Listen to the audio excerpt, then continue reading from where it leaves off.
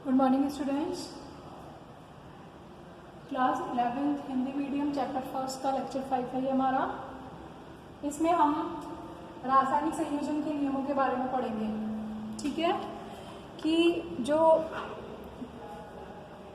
आपस में जब परमाणु आपस में कोई रासायनिक क्रिया करते हैं, अणु मिलते हैं, परमाणु मिलते हैं, तो वो कौन कौन से नियमों का पालन करते हैं, वो नियम क्या कहलाते हैं? रासायनिक संयोजन के नियम कहलाते हैं। तो इसमें हमारे पास बहुत सारे नियम है। ये पार्ट बिल्कुल थ्योरेटिकल है। देखिए, पहला नियम है द्रव्यमान संरक्षण का नियम। जैसे कि नाम से पता पड़ रहा है, द्रव्यमान संरक्षण का नियम का मतलब जिसमें द्रव्यमान संरक्षित रहता है, जिसमें आपका जो मास है वो कंजर्व रहता है। ठीक है। नियम यह कहता है कि सभी भौतिक व रासायनिक परिवर्तनों में क्रिया में भाग लेने वाले क्रियाकारक व बनने वाले क्रियाफलों का द्रव्यमान बराबर होता है। यानी कोई भी, यदि फिजिकल रिएक्शन है, मतलब कोई भी रिएक्शन जो हो रही है उस अभिक्रिया में क्या हो रहा है कि या तो भौतिक परिवर्तन हो रहा है या तो रासायनिक परिवर्तन हो रहा है। तो इन रिएक्शंस में जो अभिक्रिया में भाग ले रहे हैं उन्हें हम क्या कहते हैं? क्रियाकारक। और जो बनते हैं उन्हें हम क्या कहते हैं? क्रियाफल। ठीक है। तो क्रियाकारक और क्रियाफल दोनों का द्रव्यमान बराबर रहता है, चाहे परिवर्तन कैसा भी हो, चाहे भौतिक हो चाहे रासायनिक हो। इसका मतलब क्या हुआ? इसका मतलब ये हुआ कि ना तो द्रव्यमान को नष्ट कर सकते हैं हम, ना तो द्रव्यमान नष्ट किया जा सकता है और ना ही उसे निर्मित किया जा सकता है, संश्लेषित किया जा सकता है, उसे बदला जा सकता है। बदला जा सकता है का मतलब उसे रूपांतरित किया जा सकता है, एक फॉर्म से दूसरी फॉर्म में बदला जा सकता है। इसका मतलब जब उसको हम नष्ट नहीं कर पा रहे, उसको हम बना नहीं पा रहे, तो इसका मतलब वो कंजर्व हो गया ना, संरक्षित हो गया। तो सिर्फ तो वो संरक्षित रहता है। ठीक है। जैसे इसको आप ऐसे समझिए कि सोडियम है, दो सोडियम ने मिलकर क्लोरीन से 2NaCl बनाया। अब आप सोडियम का देखो, सोडियम कितना है? सोडियम का परमाणु हमारा 23 दूनी 46 हो गया। एक क्लोरीन का कितना होता है? 35.5। तो दो का कितना हो गया? 71। ठीक है। क्रियाकारकों का दोनों का जोड़ दिया तो कितना आ गया? 117 आ गया। ओके। और 2NaCl, Na और Cl2 से मिलकर क्या बना? 2NaCl। इसमें देखो Na 23 है, क्लोरीन 35.5 है, इनको मल्टीप्लाई किया तो कितना आ गया? ये भी 117 आ गया। कहने का मतलब है क्रिया में जो भाग ले रहे हैं उनका द्रव्यमान भी 117 है और क्रिया के पश्चात बने NaCl का भी कितना है? 117 है।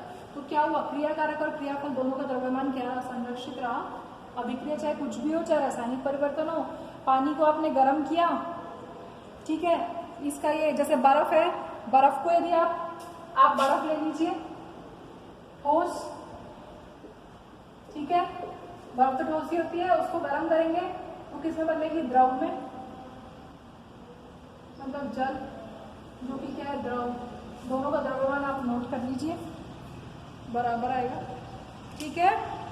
तो चाहे भौतिक परिवर्तन हो चाहे रासायनिक परिवर्तन हो। दूसरा नियम है स्थिर अनुपात का नियम। स्थिर अनुपात का नियम क्या कहता है कि किसी शुद्ध यौगिक के नमूने में उपस्थित तत्वों का द्रव्यमान स्थिर रहता है, चाहे वे किसी भी विधि से, किसी भी स्रोत से, किसी भी स्रोत से प्राप्त किए गए हों। क्या मतलब है कि किसी शुद्ध यौगिक में, एक शुद्ध यौगिक क्या होता है? जिसमें तत्व जो है उनका अनुपात निश्चित हो। हमने ये पहले वाले वीडियो में पढ़ा था। तो किसी भी शुद्ध यौगिक का कोई हमने सैंपल लिया, उसमें जो तत्व है उनका द्रव्यमान क्या रहेगा? हमेशा स्थिर रहेगा, चाहे हम उस यौगिक को किसी भी विधि से प्राप्त कर रहे हो। जैसे इसको आप ऐसे समझ सकते हैं, जैसे कार्बन और ऑक्सीजन है, यानी ये कोयले, कार्बन और ऑक्सीजन का मतलब, कार्बन का मतलब ये कोयला है आपके पास। ठीक है। इस कोयले को आपने ऑक्सीजन के साथ गर्म किया तो क्या बना? CO2 बन गया। CO2 में कार्बन कितना है? 12 और ऑक्सीजन कितना है? 32। तो रेशो कितना हो गया? 4 किया 12, 4 8 32, यानी 3:8 का रेशो हो गया। कार्बन 3 है और ऑक्सीजन 8 रेशो में है। Okay, clear? यानी कि रेशो क्या है? 3:8। अब आपने कैल्शियम कार्बोनेट लिया, उसको गर्म किया, तो क्या हुआ? CO बना और CO2 गैस बाहर निकली। यह अभिक्रिया सभी को पता है। अब इस CO2 में भी कार्बन 12 है और इसमें भी ऑक्सीजन 32 है, यानी यहाँ पर भी रेशो कितना है? 3:8। तो चाहे आप CO2 कोयले को जला कर ले, चाहे आप कैल्शियम कार्बोनेट से ले या फिर किसी और विधि से ले, सभी से बनी CO2 में कार्बन और ऑक्सीजन का अनुपात क्या रहेगा? सदैव स्थिर रहेगा। ये नियम स्थिर अनुपात का नियम कहलाता है। ठीक है। थर्ड नियम है गुणित अनुपात का नियम। जैसा कि नाम से पता पड़ रहा है, गुणित अनुपात का नियम क्या कहता है? गुणित अनुपात का नियम कहता है कि जब दो तत्व आपस में मिलकर एक से अधिक यौगिक बनाते हैं, दो तत्व है, कार्बन है हमारे पास और एक हमारे पास ऑक्सीजन है, ये दो तत्व है, ये दो तत्व आपस में मिलकर दो या दो से अधिक तत्व बनाते हैं, मतलब एक से अधिक तत्व बना रहे हैं। तो कार्बन और ऑक्सीजन ने मिलकर यहाँ तो कार्बन मोनोऑक्साइड बना लिया, यहाँ पर कार्बन और ऑक्सीजन ने मिलकर कार्बन डाइऑक्साइड बना लिया, ठीक है। तो एक तत्व के द्रव्यमान, तो एक तत्व का द्रव्यमान जो दूसरे तत्व के निश्चित द्रव्यमान से संयोग करता है में एक सरल अनुपात होता है। अब क्या हुआ कि क्या कह रहा है वो, यहाँ पर वो ये कह रहा है कि जब दो तत्व आपस में मिलकर एक से अधिक यौगिक बनाते हैं तो एक तत्व के द्रव्यमान जो एक तत्व का द्रव्यमान जो दूसरे तत्व के निश्चित द्रव्यमान से संयोग करते हैं में एक सरल अनुपात होता है। देखो, कार्बन ने ऑक्सीजन से मिलकर कार्बन मोनोऑक्साइड बनाया, कार्बन ने मिलकर ऑक्सीजन से कार्बन डाइऑक्साइड बनाया। कार्बन का रेशो कितना है? 12, ऑक्सीजन का 16 है, यहाँ पर कार्बन का 12 है, यहाँ ऑक्सीजन का 32 है। अब यहाँ पर निश्चित अनुपात किसका है? कार्बन का है ना। कार्बन और ऑक्सीजन दोनों आपस में मिल रहे हैं तो कार्बन का अनुपात तो दोनों केसों में निश्चित है।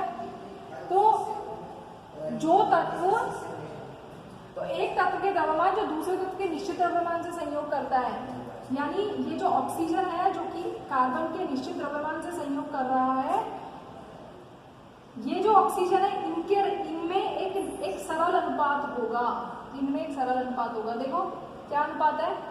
12 से 16, पहले वाले में 12 और 16 का अनुपात है, कार्बन 12 ऑक्सीजन 16, यहाँ पर कार्बन 12 और 32। इसको आपने सिंप्लीफाई कर लिया, यदि सिंप्लीफाई नहीं भी करते हो तो यहीं से डायरेक्ट आ जाएगा। देखो इसको आप ऐसे भी रहने दो, इसको सिंप्लीफाई ना भी करो तो भी। देखो तो कार्बन के निश्चित अनुपात से ऑक्सीजन संयोजित हो रही है हर बार। इसका 16 इसके 12 से, इसका 32 इसके 12 से, ये तो फिक्स हो गया। तो इन दोनों में क्या रेशो है? 1:2 का रेशो है। 16 कम 16, 16 दूनी 32। तो ऑक्सीजन का रेशो क्या है? सरल अनुपात है, सरल गुणित अनुपात है, 1:2, 1:3, 1:4 इस तरीके से, ठीक है। फिर नेक्स्ट है व्युत्क्रम अनुपात का नियम। व्युत्क्रम अनुपात का नियम क्या कहता है कि जब दो विभिन्न तत्व तीसरे तत्व के निश्चित, बिल्कुल वैसा ही है, गुणित अनुपात जैसा ही है। जब दो विभिन्न तत्व तीसरे तत्व के निश्चित द्रव्यमान से अलग अलग क्रिया करते हैं तो उनके द्रव्यमानों में अनुपात सरल या पूर्ण गुणज होता है जिसमें वे संयोजित होते हैं। थोड़ा सा फर्क है, ठीक है। देखिए क्या कह रहा है कि जब दो विभिन्न तत्व, एक तत्व है कार्बन, एक तत्व है ऑक्सीजन, ठीक है। अभी तीसरे तत्व के साथ अभिक्रिया कर रहे हैं, कार्बन हाइड्रोजन के साथ अभिक्रिया करके मीथेन बना रहा है, ऑक्सीजन हाइड्रोजन के साथ क्रिया करके जल का अणु बना रहा है, ठीक है। मीथेन में, ठीक है, यानी दो विभिन्न तत्वों ने एक तीसरे तत्व से क्रिया की, लेकिन तीसरे तत्व के किससे? निश्चित द्रव्यमान से क्रिया की है। तो आप पहले देखो मीथेन में कार्बन और हाइड्रोजन का रेशो क्या है? कार्बन 12 है, हाइड्रोजन 4 है, यानी फुल सिंपल रेशो निकाला तो 3:1 हो गया। और हाइड्रोजन और ऑक्सीजन में 2:16 का है, तो क्या रेशो आ गया? 1:8 आ गया, ठीक है। तो दो विभिन्न तत्व थे, यहाँ पर कार्बन था, यहाँ पर ऑक्सीजन था। कार्बन और ऑक्सीजन ने दोनों ने हाइड्रोजन से तीसरे तत्व से अभिक्रिया की और तीसरे तत्व के निश्चित द्रव्यमान से, यहाँ पर हाइड्रोजन का द्रव्यमान कितना है? 1, यहाँ पर हाइड्रोजन का द्रव्यमान कितना है? 1, यानी हाइड्रोजन का द्रव्यमान निश्चित कर दिया, ठीक है। तो हाइड्रोजन का द्रव्यमान जो निश्चित कर दिया, अब हाइड्रोजन का द्रव्यमान निश्चित है तो उस टाइम पर देखो कार्बन और ऑक्सीजन में क्या रेशो है? कार्बन का रेशो है 3 और ऑक्सीजन का रेशो क्या है? 8 है ना भाई। यहाँ पर 3:1 है मीथेन में, और H और H2O में कितना है? 1:8 है। तो हाइड्रोजन का रेशो तो दोनों में सेम है, 1:1। तो कार्बन और ऑक्सीजन का रेशो क्या है? 3:8 है, ठीक है। लेकिन यदि ये जो दो विभिन्न तत्व किसी तीसरे तत्व के निश्चित द्रव्यमान के साथ जो क्रिया कर रहे हैं, ठीक है, यदि ये दोनों तत्व आपस में क्रिया करें, आपस में क्रिया करें का मतलब ये जो दो विभिन्न तत्व थे, कार्बन और ऑक्सीजन खुद भी क्रिया करें तो क्या बना लेते हैं? CO2 बना लेते हैं, ठीक है। CO2 में देखो कार्बन 12 है और ऑक्सीजन कितना है? 32, तो 4 के 12 यानी 3:8 रेशो है।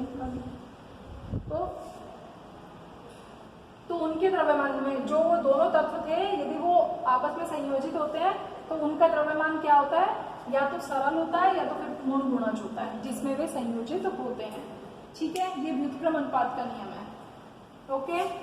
फिर फिफ्थ नियम है अवोगाद्रो की परिकल्पना या अवोगाद्रो का नियम। ये क्या कहता है कि तापदाब की समान परिस्थिति में गैसों के समान आयतन में अणुओं की संख्या समान होती है। एवोगैड्रो ये कहता है कि मान लीजिए हमारे पास दो गैसें हैं, ये हमारे पास कंटेनर है, दोनों एक जैसे बिल्कुल, ठीक है, दोनों एक जैसे कंटेनर है, दोनों में हमने अलग अलग गैस भर रखी है, इसमें हमने A1 रखी है, इसमें हमने B1 रखी है। टेम्परेचर और प्रेशर हमने क्या कर दिया है, तापदाब समान रख रखे हैं, ठीक है। गैसें हमारे पास अलग अलग है लेकिन इनके आयतन भी समान है, इसका आयतन भी है, इसका भी आयतन भी है। तो समान आयतन में जो अणु होंगे ना, तो इसमें अणु कितने होंगे, इसमें अणु भी आए होंगे और इसमें भी अणु आए होंगे। तो क्या कह रहा है कि समान आयतन में, आयतन यदि समान है तो अणुओं की संख्या भी क्या होगी, समान होगी, और वो कितनी होगी, एवोगैड्रो नंबर के बराबर होगी, जिसकी वैल्यू कितनी होती है 6.02 × 10⁻23। अभी हम इसको आगे पढ़ेंगे। बहुत इंपॉर्टेंट नियम है कि अणुओं की संख्या समान होती है कब, जबकि ताप और दाब आपने समान रखा है और आयतन भी समान है, गैस भले अलग अलग हो सकती है, ठीक है। फिर गैलोसैक का नियम क्या कहता है, गैलोसैक का नियम कहता है कि रासायनिक क्रिया में यदि मान लीजिए कोई रासायनिक क्रिया हो रही है, उसमें समान ताप दाब पर गैसीय क्रियाकारक व क्रियाफल के आयतन सरल अनुपात में होते हैं।